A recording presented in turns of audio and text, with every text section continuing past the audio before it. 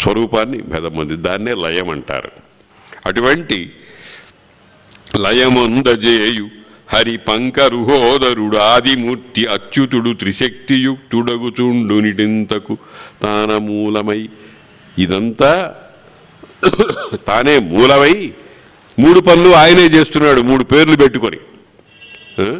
బ్రహ్మ విష్ణు మహేశ్వరుడు అని ఒక రూపమే, ఆ ఒక రూపమే 3 ఆకారాలు ధరించి ఆ 3 పనులు చేస్తూ ఈ ఒక అద్భుతమైనటువంటి నాటకాన్ని లోకంలో ప్రవర్తింపజేస్తున్నాడు.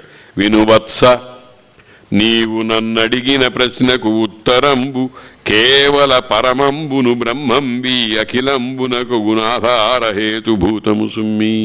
ఈ సృష్టి అంతా ఎట్లా అయింది తండ్రి గారు అని అడిగావు కదా, దానికి సంబంధించినటువంటి వివరాలన్నీ నేను యథాతథంగా స్పష్టంగా అందరికీ అర్థమయ్యేట్టుగా నీ ద్వారా లోకానికి అందరికీ అర్థమయ్యే విధంగా నేను చెప్పాను. ఉత్తరంబు కేవల పరమంబును బ్రహ్మము, కేవలము అంటే అన్య సంపర్కము లేకుండా ఏకాకారంగా ఉండేది, దాన్నే కైవల్యం అంటారు. ఆ పరమం బ్రహ్మము అంటే విశ్వవ్యాప్తము అని అర్థం. ఈ అఖిలంబునగగు ఆధారహేతుభూతము సుమ్మి. కాబట్టి పరమాత్మ ఈ సృష్టికి అంతటికీ కూడా ఆధారము. అంటే ఇవన్నీ కూడా మళ్ళీ మనకు కొంచెం వివరించుకోవాల్సిన అవసరం ఉంటుంది. ఆధారము అనంతోటే ఆధేయము అనేది ఒకటి రావాలి. ఆధారం అంటే పట్టుకునేది, దేనిని పట్టుకునేది అనే ప్రశ్న వస్తుంది. ఆ పదార్థాన్ని ఆధేయం అంటాం. గొల్లభామ పాలు మొదలైనవన్నీ తయారు చేసి దాన్ని కాచి దానికి తోడుపెట్టి పెరుగు చేసి చిలికి ఆ చిలికినటువంటి వెన్నను అంతటినీ కూడా చక్కగా ముద్దలుగా చేసి ఆ ముద్దలన్నింటినీ ఒక కుండలో చక్కగా ఉట్టిగట్టి పైన పెట్టింది, భద్రం చేస్తుంది. ఆ రకంగానే దీనికి అంతటికీ ఆధారమైనటువంటిది ఆ స్వరూపం అట్లా ఉంటుంది. అయితే ఇదంతా కూడా అనేక వస్తు పరిణామములుగా మనకు కనిపించినా కానీ ఇదంతా భగవంతుని యొక్క ఒక లీల, ఒక ఆట, ఒక క్రీడ అన్నమాట. హరి భగవంతుడు అనంతుడు, ఆయన భగవంతుడు. భగవంతుడు అంటే చాలాసార్లు చెప్పుకున్నాం, 6 మహాలక్షణాల సమగ్ర స్థితి కలిగినటువంటి వాడు. అనంతుడు, అనంతుడు అంటే ఆనంద స్వరూపుడు, ఆనందైక స్వరూపుడు, ఆనందం తప్ప ఇంకొకటి లేదు. కరుణాంబుధి, దయగలిగినటువంటి వాడు. ఎందుకంటే చూడండి, మనం ఎప్పుడూ ఆలోచించడం లేదు, కానీ మనం పుట్టాం, పెరుగుతున్నాం, మనకు ఆకలి వేసింది, అన్నం సిద్ధంగా ఉంది, దాహం వేసింది, నీళ్లు సిద్ధంగా ఉన్నాయి, ఏదైనా రుచిగా మంచి పానీయం పుచ్చుకోవాలనుంది, అన్ని పదార్థాలన్నీ అక్కడ సిద్ధంగా ఉన్నాయి, పండు తినాలని అనిపించింది, పండ్లు ఎక్కడ పడితే అక్కడ దొరుకుతున్నాయి. ఇదంతా ఎవరిచ్చారు? ఆ భగవంతుడు ఇచ్చాడు. అన్నీ ఏర్పాటు చేశాడు. పంచభక్ష్య పరమాన్నాలు ఏర్పాటు చేశాడు మనకు.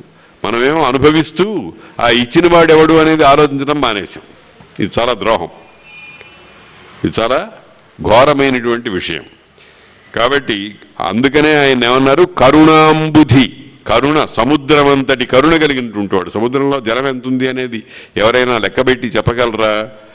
అట్లాగే ఆ పరమాత్మునిలో కరుణ అనేటువంటిది అనంతంగా ఉంది. మనకు ఉచ్ఛ్వాస నిశ్వాసాలు కావాలి, పీల్చుకునే గాలి, వదిలే గాలి, ఈ రెండు ఉంటే కానీ జీవించటం అనేది లేదు. ఏర్పాటు చేశాడు. గాలి కొనుక్కోమన్నారా ఎవరన్నా? తక్కిన పదార్థాలు బియ్యము మొదలైనవి కొనుక్కున్నట్టుగా గాలిని కొనుక్కుంటున్నామా? అగ్నిని కొనుక్కుంటున్నాం అనుకోండి. ఇప్పుడు కాలమాన పరిస్థితులను బట్టి అన్నీ సిద్ధం చేసి పెట్టి ఉంచారు. భగవంతుడు అన్ని ఏర్పాట్లు చేశాడు. ఏది కావాలంటే అదంతా చేశాడు. అందుకనే భగవంతుడు ఒక అత్యద్భుతమైనటువంటి కల్పవృక్షము. మన మనస్సులో కల్పం అంటే సంకల్పం. సంకల్పం వచ్చేటప్పటికి పదార్థం అక్కడ సిద్ధంగా ఉంటుంది. అన్నీ అందరికీ అట్టా లేవు కదండి అంటే, అన్నీ అందరికీ అట్టా లేకపోవటానికి ఆయన కారణం కాదు, మన కర్మ కారణం. అది గమనించాలి మనం. ఏమండి, ఒక తండ్రికి తల్లికి పుట్టిన 2 పిల్లలు, ఒకడు పరమ దరిద్రుడైనాడు, ఇంకొకడు పరమ భాగ్యవంతుడైనాడు అని అంటే దానికి కారణం ఏమిటి? వాడి పూర్వజన్మ కర్మ ఫలితం. అది గమనించాలి మనం. అది లేకుండా ఇది చాలా ద్రోహం అండి, భగవంతుడు అనేవాడు ఇట్లా పక్షపాతం ఉండకూడదండి అంటే భగవంతుడికి పక్షపాతం లేదు. నువ్వు చేసుకున్నటువంటి దానికి నీవే అనుభవిస్తున్నావు. భవతి భిక్షాందేహి అంటూ వచ్చాడు ఒకడు ఇంట్లోకి. ఆ గృహస్థు మంచి తత్వం తెలిసినటువంటి వాడు చక్కగా కూర్చుని ఒత్తులు చేసుకుంటూ లేకపోతే యజ్ఞోపవీతం తయారు చేసుకుంటూ అలా ఒకసారి చూసి 3 జన్మల దరిద్రుడు వచ్చాడు ముష్టి వేయవే అని భార్యకు చెప్పాడు. 3 జన్మల దరిద్రుడు వచ్చాడు అని అన్నాడు. ఈ అడుక్కునేవాడికి కోపం వచ్చింది. ఏమయ్యా, నన్ను 3 జన్మల దరిద్రుడు అంటావు, నీకు ఎట్ట తెలుసు? నేను ఎందుకు 3 జన్మల దరిద్రుడిని అయినాను అని అంటే, అయినా చెబుతా విను, నువ్వు పూర్వజన్మలో ఎవరికి ఏం పెట్టలేదు. ఎందుకు పెట్టలేదు? దరిద్రుడి. అందుకని ఇప్పుడు నీకు ఏమీ దొరకటం లేదు. అందుకనే తెలుగులో సామెత ఉంది, వాడు పెట్టి పుట్టాడండి, ఇతరులకు ఇంత పెట్టినందువల్ల వాడికి ఇప్పుడు లభిస్తోంది. అది పెట్టి పుట్టడం అంటే. కాబట్టి ఇప్పుడు నువ్వు దరిద్రుడివి. నువ్వు ఎక్కడ వాడి దగ్గర వీడి దగ్గర అడుక్కుని ఎవరు చూడకుండా కడుపులో వేసేసుకుంటావు. వచ్చే జన్మలో నీకు దారిద్ర్యం దీనివల్లనే వస్తుంది. ఊరికే ఏదో నీ మీద కొంచెం జారి చూచి 3 జన్మలు ఉన్నా కానీ నీ సర్వజన్మలు ఇంతే.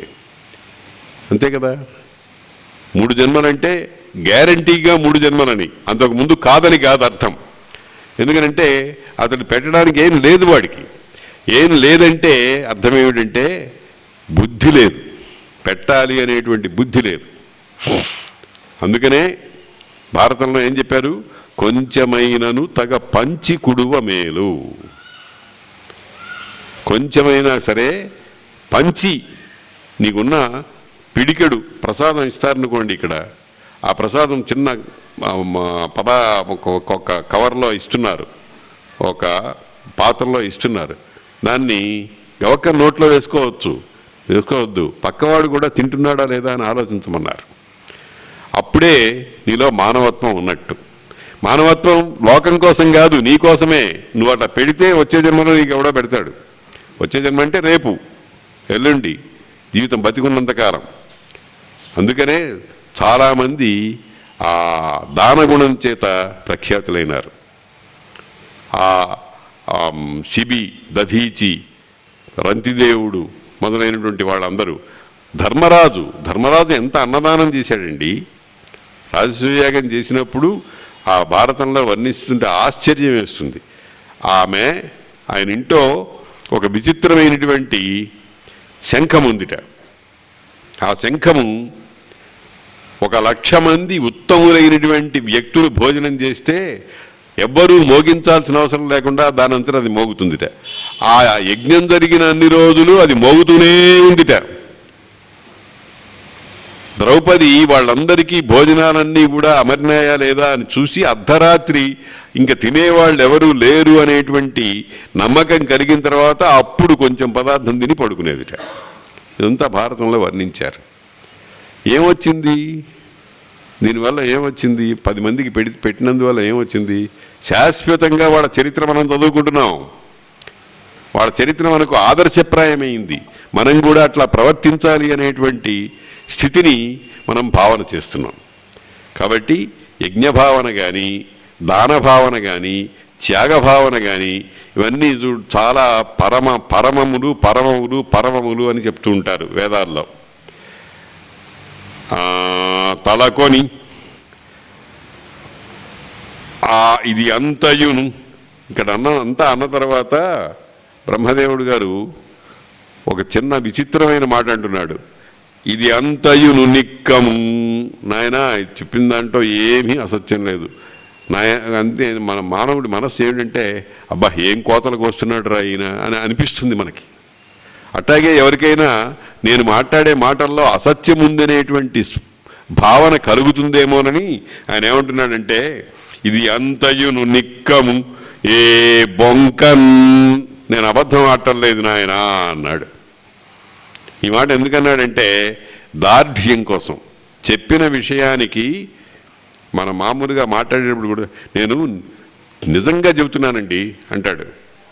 ఇది చాలా పరమసత్యం అండి అంటే మనం దాంట్లో రెండో అర్థం తీసుకోకూడదు, తక్కినవన్నీ అబద్ధాలను అనుకోకూడదు. దీని మీద స్ట్రెస్, ఈ విషయం మీద ఒత్తిడి చేసి చెప్పడం అనేటువంటిది లోకంలో కొంతమందికి అది ఒక ఊతపదంగా రియల్లీ రియల్లీ రియల్లీ ఆ మాట అంటూ ఉంటారు. ఎందుకంటూ ఉంటారంటే వాళ్ళ మనస్సుల్లో నుంచి ఒక్కొక్కప్పుడు కంట్రోల్ లేకుండా ఏవో కొన్ని మాటలు వచ్చేస్తూ ఉంటాయి. అవి సత్యాలు కావచ్చు, కాకపోవచ్చు. కానీ చాలా తీవ్రంగా ఆలోచించి శాస్త్ర విధానం చేత నిరూపించుకున్నటువంటి అంశం సత్యం అవుతుంది. కాబట్టి బ్రహ్మదేవుడు ఏమంటున్నాడు, ఇది అంతయును నిక్కము ఏ బొంక ఉత్కంఠమతిన్ తద్గుణధ్యాన మహిమ చేసి పరికింప నేనేమి పలికిన అది ఎల్ల సత్యం బయగు. ఇది చాలా అద్భుతమైన మాట. ఎందుకంటే ఇది నేను మాట్లాడింది సత్యము, నేను అబద్ధం మాట్లాడలేదు. ఎందుకనంటే భగవంతుణ్ణి ధ్యానం చేసి మాట్లాడుతున్నానయ్యా, నా లోపల నుంచి వస్తుంది. నా లోపల నుంచి వచ్చిన వాక్కు కూడా భగవంతుడే గనక అబద్ధం లేదు అని అంటున్నాడు. అంటే ఏమిటనమాట, మనం లోకంలో లోక వ్యవహారంలో సత్యము అసత్యము వంచనము ఇతరులను పీడించడానికి మాట్లాడే మాటలు ఇవన్నీ కూడా నిజానికి భగవంతుడు వెలువరించేవే. కానీ అందులో వైవిధ్యం ఎందుకుంటుంది అని అంటే నీ కర్మను బట్టి నా కర్మను బట్టి వాడు మాట్లాడేటువంటి వాడు భగవంతుడు నన్ను పలికిస్తున్నాడు అనేటువంటి భావనలో దార్ఢ్యము లేకపోవటం వల్ల అతడు అసత్యవాడిని వాడు అవుతున్నాడు. అందుకనే శాస్త్రాల్లో కొన్ని చోట్ల కొన్ని మాటలు చెప్పారు. వారిజాక్షులందు వైవాహికములందు ప్రాణ విత్త మాన భంగమందు చకిత గోకులాగ్రజన్మ రక్షణమందు బొంకవచ్చు అఘము పొందదధిప అని అన్నారు. కొంతమంది మరీ మూర్ఖంగా ఉంటారు. మూర్ఖంగా అంటే అర్థం ఏమిటి, నేను నిజం మీద చెప్తాను ఏమైనా సరే, అబద్ధం ఆడను అని అంటాడు. కానీ ప్రాణిహింస చేసేటువంటి సత్యము కాదన్నారు. చంపి ధార్మికుండు, అముక్తవాణిలో పద్యం ఉంది, చంపి ధార్మికుడు అవుతాట వాడు. చంపితే ధార్మికుడు అవటం ఏమిటి? చంపడం అంటే దుర్మార్గులను అదుపులో పెట్టి, రాజు అయినటువంటి వాడు దుష్టుల్ని ఖండించాలి. కాబట్టి బొంకి సత్యవాది, బొంకినా కానీ సత్యవాది అవుతాడు. అన్య ప్రాణులకు హింస కలుగుతుంది అని తెలిసినప్పుడు అక్కడ అవసరం వస్తే అబద్ధం పలకవచ్చు అని అన్నారు. దేవీ భాగవతంలో కథ ఉంది, ఇదివరకు ఒకసారి చెప్పుంటాను. ఆ సత్యవ్రతుడు అనేటువంటి ఆయన మహానుభావుడు, ఆయన సత్యం తప్ప ఇంకేం మాట్లాడు. ఏం చేయాలి? ఒకసారి ఆయనకు చిన్న సమస్య వచ్చి పడింది. వాడు కూర్చున్నాడు, తపస్సు చేసుకుంటున్నాడు. ఒక మృగము, ఒక సాధు మృగము అటు నుంచి ఆయన ముందరి నుంచి వెళ్ళింది. దాన్ని తరుముకుంటూ ఆటవికులు వేటగాండ్రు వస్తుంటే ఇది వాళ్ళ కను మరుగైతే ఏం స్వామి ఇటు జంతువు పోయిందా అన్నాడు. ఈయన సంఘటనలో పడ్డాడు.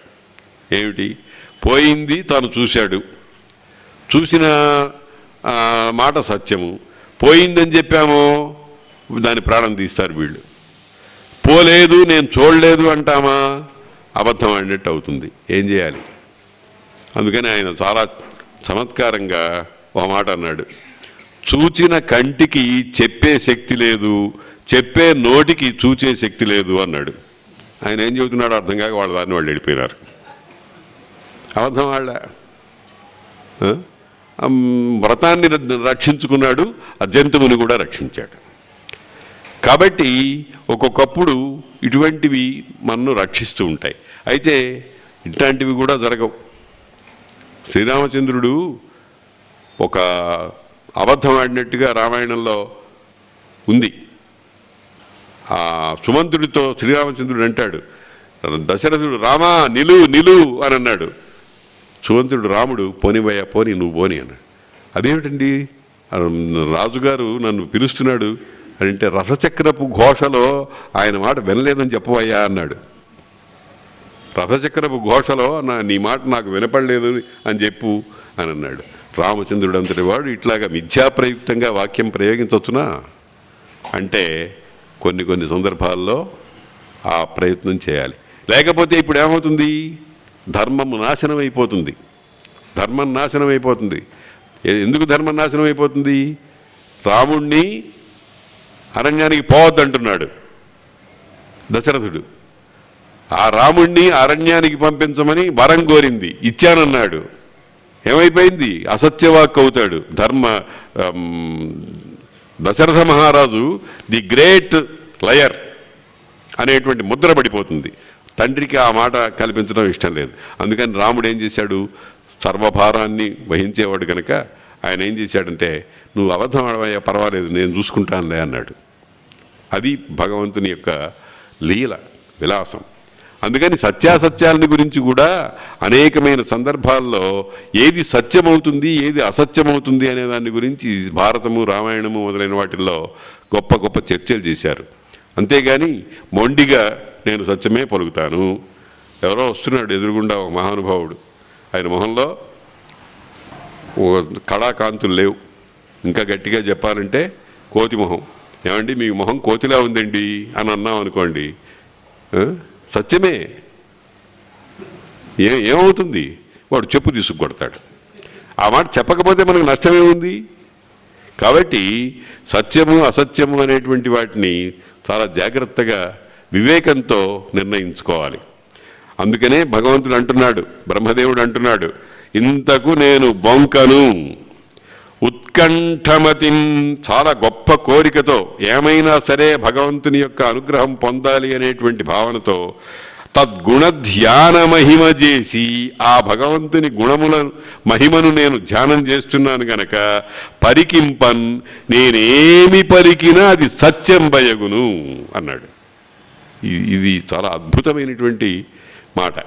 బ్రహ్మదేవుడు మాట్లాడిన మాటలో అసత్యము రాదు. అంటే అసత్యము సత్యము అనేటువంటిది బ్రహ్మదేవుని మాటలోని బట్టే నిర్ణయించాలి మనం. అంతేగాని ఏదో గీత గీసినట్టుగా ఉండదు. సత్యము అసత్యము అనేటువంటివి అన్ని చోట్ల ఏకాకారంగా ఉండదు. హింస అహింస అనేది కూడా అట్లాగే ఏకాకారంగా ఉండదు. ఏ పని చేస్తే ఒక చోట హింస అంటున్నామో అదే పని అక్కడ ఇంకో దయ అవుతుంది. ఒక దొంగ కత్తిపుచ్చుకుని డొక్కలో పొడుస్తాడు, అది హింస. డాక్టర్ గారు డొక్క దించుతాడు, అది అహింస. ఒకే పని, కానీ ఆ పనిలో ఆ ఫలాన్ని బట్టి, ప్రయోజనాన్ని బట్టి ఆ హింస అహింస అనేటువంటిది మారుతూ ఉంటుంది. కాబట్టి పిడుక్కి బియ్యానికి ఒకటే మంత్రం అన్నట్టుగా వ్యవహరించకూడదు. డాక్టర్ గారు మీరు నా డొక్క దించి డోలు కట్టారు కనుక మీకు పాపం వస్తుంది, మీకు ఫీజు ఇవ్వను అని అంటే ఏం ప్రయోజనం లేదు. ఆ పని ఆయన దయతో చేస్తూ ఉంటాడు. గురువు శిష్యుణ్ణి కొడుతుంటాడు. సామృతై పాణిభిర్ఘ్నంతి గురవ నా విషోక్షితై అన్నారు. అమృతం పూసిన చేతులతో కొడుతున్నారట గురువులు, అంతేగాని విషం పూసిన చేతులతో కాదు. అమృతం అంటే ఒక దెబ్బ కొట్టాడు అంటే కొంచెం అమృతాన్ని లోపలికి ఇంజెక్ట్ చేస్తున్నాడు అన్నమాట గురువు. దాన్ని గమనించాలి. కాబట్టి అసత్యం బయగు బుధస్తుత్య వినుము ధీయుక్త మామకేంద్రియములు మరచియు పొరయవు అసుత్య విస్ఫురణ మెరయ. నా ఇంద్రియాలన్నీ కూడా పొరపాటున కూడా అసత్య మార్గంలో ప్రవర్తించవు. బ్రహ్మదేవుడు అంటున్న మాట అది. అంటే దీన్ని మనం ఏ రకంగా తీసుకోవాలంటే బ్రహ్మదేవుడు నిర్ణయించిన వాటిని, అందులో ఉండేటువంటి సారభూతమైనటువంటి విషయాలన్నింటినీ మనం జాగ్రత్తగా పట్టించుకుని మన ప్రవర్తనను దిద్దుకోవాలి. దానికే శాస్త్రాలు చెప్పినాయి, చాలా అద్భుతమైన విషయాలు చెప్పినాయి. అథ ఏదితే కర్మ విచికిత్సావా వృత్త విచికిత్సావా స్యాత్, నీకేదైనా ఈ పని ఇట్టా చేయవచ్చునా లేక ఈ రకంగా ప్రవర్తించవచ్చునా ప్రవర్తించలేదా అనే సందేహం వచ్చిందనుకో, ఏం చేయాలి? చేయకుండా మానడం కాదు, ఏదో ఒక నిర్ణయం తీసుకోవాలి. ఎలా నిర్ణయం తీసుకుంటామంటే అక్కడ ఒక మాట చెప్పారు, ఏ తత్ర బ్రాహ్మణా సమ్మర్శిన యుక్తా ఆయుక్తా అలూక్షా ధర్మకామా స్యు యథా తే తత్ర వర్తేరం తథా వర్తేథా. ఇంతకు ముందు ఇటువంటి సందేహం వచ్చినప్పుడు బ్రహ్మజ్ఞాన సంపన్నులైనటువంటి వాళ్ళు, యోగ్యత కలిగినటువంటి వాళ్ళు కోప స్వభావము లేనిటువంటి వాళ్ళు, ధర్మమునందే అంటిపెట్టుకుని ఉండగలిగినటువంటి వాళ్ళు ఏ రకంగా ప్రవర్తించారో ఆ రకంగా నువ్వు ప్రవర్తించు అని అన్నారు. వాళ్ళు మనకి బజార్లో దొరకరు, పుస్తకాల్లో దొరుకుతారు, రావణాదుల్లో దొరుకుతారు, ధర్మరాజాదుల్లో దొరుకుతారు, ఒక్కొక్కప్పుడు దుర్యోధనాదుల్లో కూడా దొరుకుతారు. ఆ పని చేయకుండా ఉండడానికి, అటువంటి పని చేయకుండా ఉండడానికి వాళ్ళు కూడా మనకు మార్గదర్శకులు అవుతారు. కాబట్టి అసత్య విస్ఫరణం ఎందు ఉండదు. అదిగాక మా తనువు ఆమ్నాయ తుల్యంబు, నా శరీరం అంతా కూడా ఆమ్నాయముతో సమానమైనది. ఆమ్నాయం అంటే వేదం. ఆమ్నాయం అంటే మళ్ళా దాన్ని తిరగబెట్టి చదువుతూ ఉంటాం, నిరంతరము మననంలో పెట్టుకుంటాం కనుక దాన్ని ఆమ్నాయం అని అన్నారు. అమరేంద్ర వందనీయము, దేవేంద్రుడు మొదలైన వాళ్ళు కూడా దానికి నమస్కారం చేస్తూ ఉంటారు. తవిలి ఆ దేవదేవుని భవమహాబ్ధి తారణంబును, దేవదేవుని భవమహాబ్ధి తారణంబును మంగళ కారణంబు అఖిల సంపత్కరంబునై అరరు పాద వనజమునకు ఏనొనర్చద వందనములు. కాబట్టి నేను అందరికీ పూజ్యుణ్ణి, నాకు పూజ్యుడు ఆ పరమేశ్వరుడు, ఆ పరంధాముడు, ఆ మహావిష్ణువు, శ్రీ మహావిష్ణువు. అది ఎటువంటిది? భవ మహాబ్ధి తారణము. భవము సంసారము అనేటువంటి మహాబ్ధి, మహాసముద్రం, దాని నుండి తరింపజేస్తుంది. మంగళ కారణము, శుభాన్ని కలిగిస్తుంది. ముందర పాపాన్ని పోగొడుతుంది, పుణ్యాన్ని ఆధానం చేస్తుంది. అఖిల సంపత్కరంబును, అఖిలమైనటువంటి సంపత్. అఖిల అంటే సమస్తమైన అని ఒక అర్థం, ఇంకొక అర్థం కూడా ఉంది. అఖిల అంటే నాశనము కానీ, నాశనం కాని సంపత్ ఏమిటి? మోక్ష సంపద, దాన్ని కలిగించేది. అయి అలరు పాదవనజమునకు ఏనొనర్చద వందనములు. ఆ నలినాక్షునందనుడనయ్యు ప్రజాపతినయ్యు యోగ విద్యా నిపుణుండనయ్యును పదంపడి మజ్జనన ప్రకారమేను నెరుంగన్. నేను ఆ నలినాక్షుని అనుగ్రహం చేత పుట్టినవాణ్ణి. నన్ను ప్రజాపతి అంటారు, ప్రజలందరికీ కూడా పాలకుడు, రక్షించేవాడు. యోగ విద్య నిపుణుండను, యోగ విద్యలో నేర్పు కలిగినటువంటి వాణ్ణి. అయ్యును పదంపడి అంటే తరువాత, అంటే ఏర్పడిన తర్వాత, మజ్జనన ప్రకారమే ఏను నెరుంగ, నా జనన ప్రకారాన్ని నేను తెలియదు, నేను ఎట్టా పుట్టానో నాకు తెలియదు. లోకంలో కూడా అంతే. మేము మా అమ్మ నాన్న అని అంటూ ఉంటాం, కానీ ఆ అమ్మ నుండి, తండ్రి నుండి అమ్మ శరీరంలోకి, అమ్మ శరీరంలో ఉన్నప్పుడు బయటికి వచ్చిన తర్వాత తెలుస్తుందా ఎవరికైనా? మజ్జనన ప్రకారమే ఏను నెరుంగ అవిభుని యుద్ధ మహత్వమెరుంగ నేర్తునే. నేను ఎట్టా పుట్టానో నాకు తెలియదు, ఆ పరమాత్ముడి గురించి తెలుసుకుంటానా నేను? దీన్ని లోకంలో ఇట్లా అంటాం. వాడికి కించిత్ జ్ఞానం కూడా లేదు, మహాజ్ఞానం ఎక్కడి నుంచి వస్తుంది? ఎరుంగ నేర్తునే కానబడున్ రమేశ పరికల్పిత విశ్వము కొంతయున్. నా ద్వారా ఈ విశ్వాన్నంతటినీ కూడా నేను కొంచెం చూస్తున్నాను గనక నేను సమన్వయం చేసుకుంటే ఆ పరమేశ్వరుడి యొక్క స్వరూపం కొంచెం అర్థమవుతూ ఉంటుంది. మనం ఎప్పుడూ కూడా, మనమంతా కూడా ఖండజ్ఞానమే. అఖండ జ్ఞానం అనేది కలగటం చాలా కష్టం. ఖండజ్ఞానం అంటే అర్థం ఏమిటి? గుమ్మడికాయలో నుంచి 2 ముక్కలు తింటాం మనం, గుమ్మడికాయంతో తినం. కానీ గుమ్మడికాయ ఇవాడు ఏమిటయ్యా వాతం చేసిందంటే గుమ్మడికాయ తిన్నామండి అంటుంటాం. గుమ్మడికాయ అనేది గుమ్మడికాయ ఏకదేశమే, ఒక భాగమే. మనకెప్పుడు కూడా ఖండజ్ఞానమే కానీ అఖండ జ్ఞానము కలగదు. ఎందుకంటే మనం ఖండాత్మలం గనక, చిన్న భాగాలు అయినటువంటి వాళ్ళం గనక. విను వేయేటికి ఇంకా అద్భుతమైన మాట అంటున్నాడు.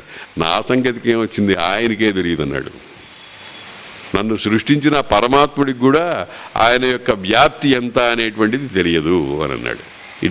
ఇది చాలా ఘోరమైన మాటగా మనకు కనిపిస్తుంది. విని వేయేటికి తాపస ప్రవర అవిశ్వాత్ముడీశుండుతా తన మాయా మహిమాంతమున్ తెలియగా తథ్యంబుతాజాలడు. మన మాయ యొక్క అంతం ఏమిటి అనేటువంటిది ఆయనకే తెలియదు. ఇది ఒక పెద్ద సాహసంతో కూడిన మాట. సాధారణంగా లోకంలో మనం అప్పుడప్పుడు కొన్ని మాటలు మాట్లాడుతూ ఉంటాం ఆలోచన చేయకుండా. ఇది ఎవరికి తెలియదండి అంటాం. నువ్వేమి స్టాటిస్టిక్స్ తీసుకున్నావు, ఎవరికి తెలియదంటానికి? ఎంతమందిని విచారించావు? ఇదివరకు నేను చెప్పాను, భాగవతము తెలిసి పలుకుట చిత్రంబు శూలికైన తమ్మి